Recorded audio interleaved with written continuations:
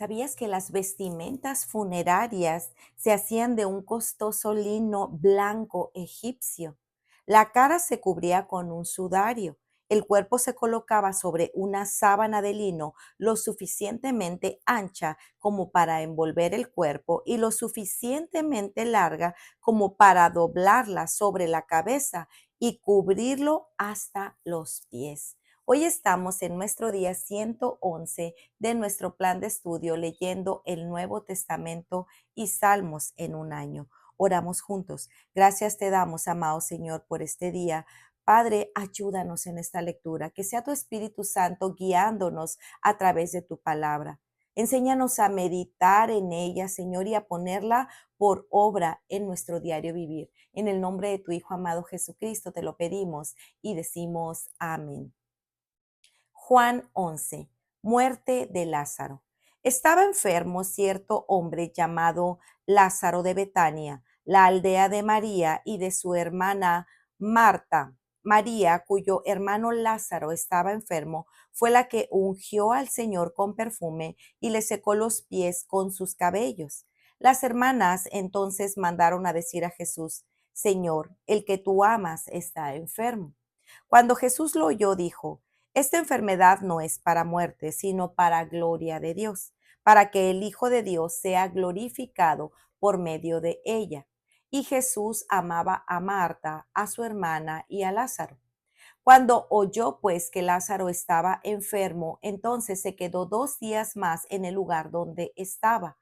Luego de esto dijo a sus discípulos: vamos de nuevo a Judea. Los discípulos le dijeron: Rabí, hace poco que los judíos te querían apedrear, ¿y vas allá otra vez? Jesús respondió: ¿no hay 12 horas en el día? Si alguien anda de día, no tropieza, porque ve la luz de este mundo. Pero si alguien anda de noche, tropieza, porque la luz no está en él. Dijo esto y después añadió: nuestro amigo Lázaro se ha dormido, pero voy a despertarlo. Los discípulos entonces le dijeron: Señor, si se ha dormido, se recuperará. Jesús había hablado de la muerte de Lázaro, pero ellos creyeron que hablaba literalmente del sueño.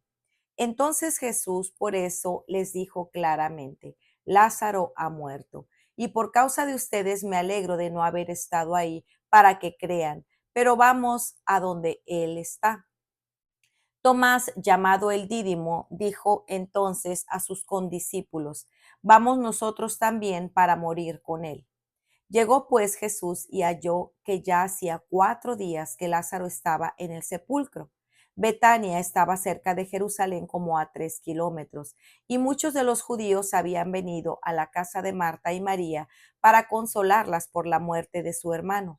Entonces Marta, cuando oyó que Jesús venía, lo fue a recibir, pero María se quedó sentada en casa. Y Marta dijo a Jesús: Señor, si hubieras estado aquí, mi hermano no habría muerto. Aún ahora yo sé que todo lo que pidas a Dios, Dios te lo concederá.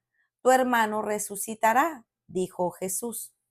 Marta le contestó: yo sé que resucitará en la resurrección en el día final. Jesús le contestó: yo soy la resurrección y la vida. El que cree en mí, aunque muera, vivirá, y todo el que vive y cree en mí no morirá jamás. ¿Crees esto? Ella le dijo: sí, Señor, yo he creído que tú eres el Cristo, el Hijo de Dios, o sea, el que viene al mundo. Habiendo dicho esto, Marta se fue y llamó a su hermana María, diciéndole en secreto: el maestro está aquí y te llama. Tan pronto como ella lo oyó, se levantó rápidamente y se fue hacia él, porque Jesús aún no había entrado en la aldea, sino que todavía estaba en el lugar donde Marta lo había encontrado. Entonces los judíos que estaban con ella en la casa consolándola, cuando vieron que María se levantó de prisa y salió, la siguieron, suponiendo que iba al sepulcro a llorar ahí. Al llegar María a donde estaba Jesús, cuando lo vio, se arrojó a sus pies diciendo: Señor, si hubieras estado aquí, mi hermano no habría muerto. Y cuando Jesús la vio llorando y a los judíos que vinieron con ella llorando también, se conmovió profundamente en el espíritu y se entristeció.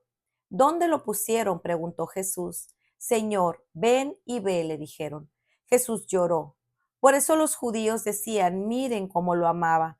Pero algunos de ellos dijeron, ¿no podía este que abrió los ojos del ciego haber evitado también que Lázaro muriera? Resurrección de Lázaro. Entonces Jesús, de nuevo profundamente conmovido, fue al sepulcro. Era una cueva y tenía una piedra puesta sobre ella. Quiten la piedra, dijo Jesús. Marta, hermana del que había muerto, le dijo, Señor, ya huele mal, porque hace 4 días que murió. Jesús le dijo, ¿no te dije que si crees verás la gloria de Dios? Entonces quitaron la piedra. Jesús alzó los ojos y dijo, Padre, te doy gracias porque me has oído. Yo sabía que siempre me oyes, pero lo dije por causa de la multitud que me rodea para que crean que tú me has enviado. Habiendo dicho esto, gritó con voz fuerte, Lázaro, sal fuera. Y el que había muerto salió, los pies y las manos atados con vendas y el rostro envuelto en un sudario. Jesús le dijo, desátenlo y déjenlo ir. Complot para matar a Jesús. Por esto, muchos de los judíos que habían venido a ver a María y vieron lo que Jesús había hecho, creyeron en él.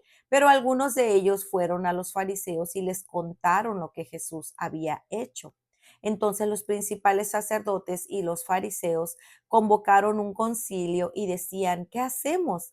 Porque este hombre hace muchas señales. Si lo dejamos seguir así, todos van a creer en él y los romanos vendrán y nos quitarán nuestro lugar y nuestra nación. Pero uno de ellos, Caifás, que era sumo sacerdote ese año, les dijo, ustedes no saben nada, ni tienen en cuenta que les es más conveniente que un hombre muera por el pueblo y que no toda la nación perezca.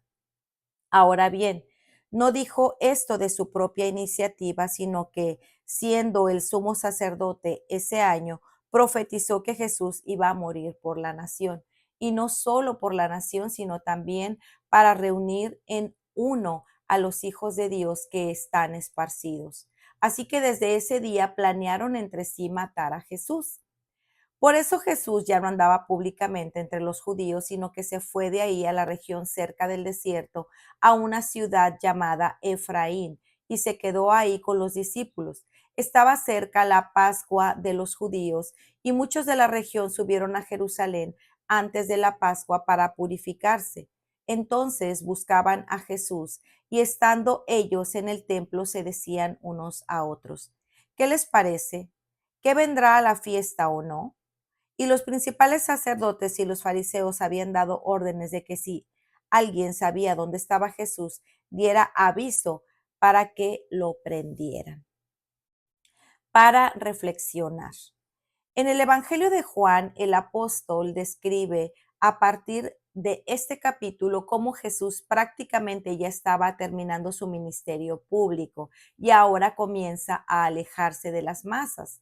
Israel ya había tenido su oportunidad.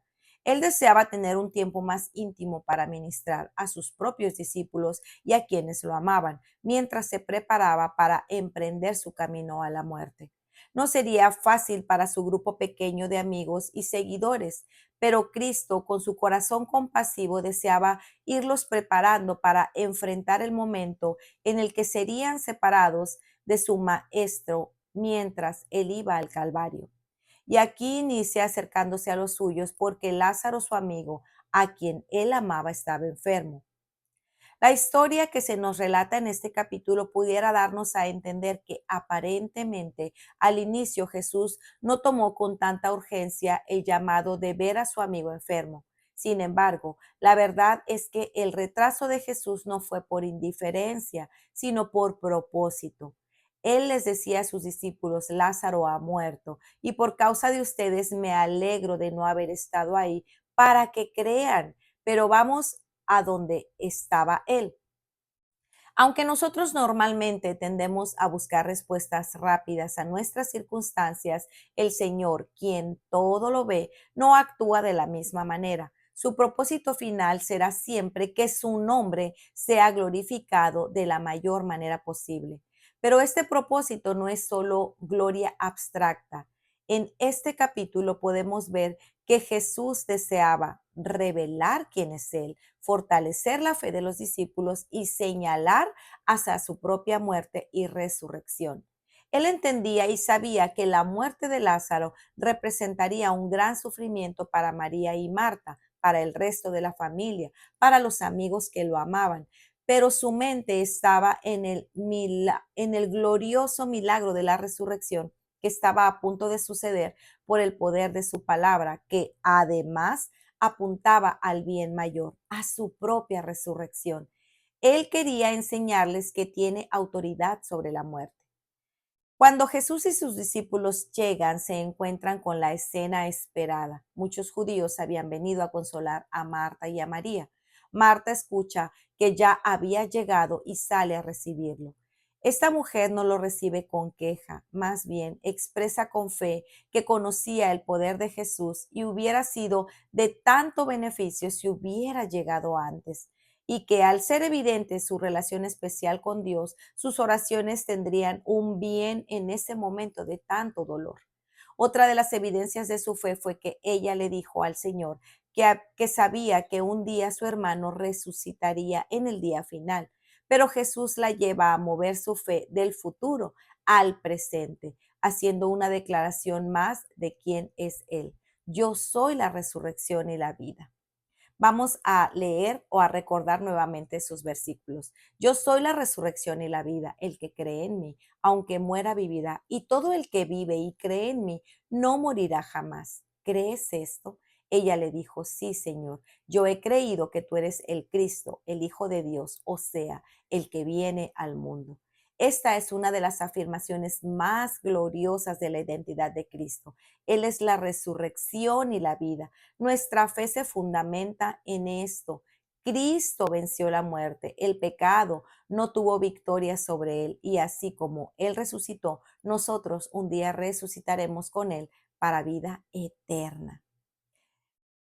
Llega María y detrás de ella entran más personas en escena, exponiendo un corazón incrédulo. Ellos habían conocido sus milagros. El que tenía más fresco en su mente era el del ciego que había sanado, pero en lugar de tener fe había queja, reclamo, incredulidad. Y Jesús se conmovió, como dice el pastor John MacArthur, por la condición de un mundo caído e inmerso en el pecado, la causa real de tanta desolación y muerte.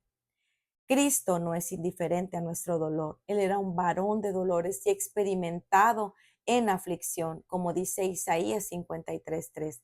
Así que no se aleja de nuestro dolor, desesperanza e incredulidad, sino que entra en el sufrimiento con nosotros con un corazón compasivo. Su compasión no es debilidad, sino una hermosa manifestación de su humanidad redentora.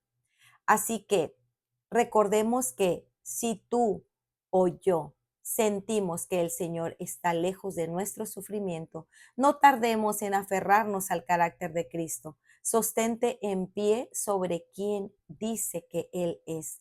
Yo soy la resurrección y la vida. El que cree en mí, aunque muera, vivirá. Esa es nuestra esperanza segura. Nuestro sufrimiento tiene el propósito de apuntar a aquel que venció los estragos del pecado en la cruz y que nos ha prometido una vida segura en Él por toda la eternidad. El milagro ocurrió. Jesús oró con gratitud al Padre, a quien había dado testimonio de él, y entonces el poder de su palabra dio vida al que estaba muerto.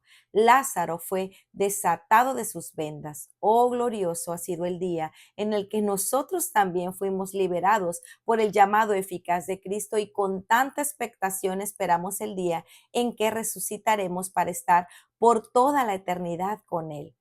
¿Has sido resucitado de tu muerte espiritual por el pecado?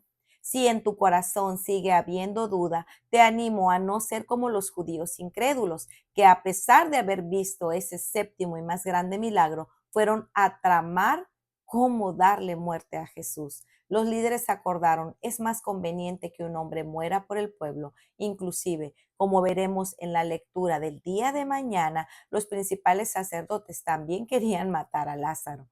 Ven a Cristo, cree en Él. No busques respuestas en tu propia sabiduría ni en tu propia aprobación humana.